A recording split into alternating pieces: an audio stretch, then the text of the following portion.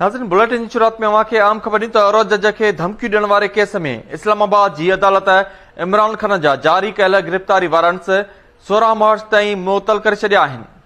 अवां खे आम ख़बर ॾिनी त औरत जज खे धमकी ॾियण वारे केस में इस्लामाबाद जी अदालत इमरान खान जा जारी कयल गिरफ़्तारी वारंट्स 16 मार्च ताईं मुअतल करे छॾिया आहिनि। इन हवाले सां वधीक तफ़सीलनि लाइ असां सां लाइन ते मौजूद आहे इस्लामाबाद मां केटी न्यूज़ जो रिपोर्टर इब्राहिम कुंभर। जी इब्राहिम, अपडेट कजो। जी बिल्कुल, कल जो औरत जज के धमकी ॾियण के हवाले से अदालत इमरान खान जा नाक़ाबिल ज़मानत वारंट जारी किया। अज उन्हनि वारंट्स के जो चैलेंज किया उन ते ॿुधणी थी है। इमरान खान जा वकील जो नईम हैदर इंतज़ार हैदर सेशन कोर्ट में पेश थिया आहिनि। वकीलनि दलील ॾिना आहिनि त इमरान खान ते जेको कलम लगाया वो, जो केस लगाया वो, वो काबिल ज़मानत है। उन जे करे नाक़ाबिल ज़मानत वारंट जेके से उहे वापस वरता वञनि, उन्हनि खे रद्द कयो वञे। जंहिं जज पुछो छा इन केस में अॻु में जेके से उहे काबिल ज़मानत वारंट जारी थिया हुआ।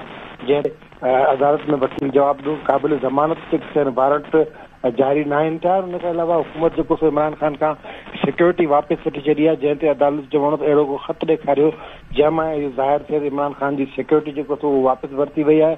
इमरान खान जेको सो जुडिशियल कॉम्प्लेक्स पहुचे थो, पर हिते F8 जेका कचहरी आहे जिते ही कोर्ट क़ाइमु आहे उते नथो पहुचे। इमरान खान हुकूमत में हो त हिन अदालतुनि खे जुडिशियल कॉम्प्लेक्स छो जेको सो मुंतकिल न कयो वियो। इमरान खान कहिड़ा कानूनी सुधारा जेके से कया आहिनि उन ई तव्हां ॻाल्हियूं ॿियूं करियो था, पर कानूनी सुधारनि जे हवाले सां तव्हां कुझु बि नथा चओ। वीडियो लिंक ते जज जो चवणो त वीडियो लिंक ते ॻाल्हि थी सघे थी, पर लीगल रिफॉर्म्स जेके थियनि उन्हनि ते अव्हांजो ध्यानु ई न आहे। इमरान खान खे उन जे करे तलब कयो जी हिन केस जी जेका सा उहो जेके नक़ल कापियूं आहिनि उहे ॾेई सघजनि। उहे नक़ल कापियूं मुलज़िम खे ई ॾिनियूं वेंदियूं आहिनि, पर इमरान खान जेको तलब बि बावजूद पेश न आए थो।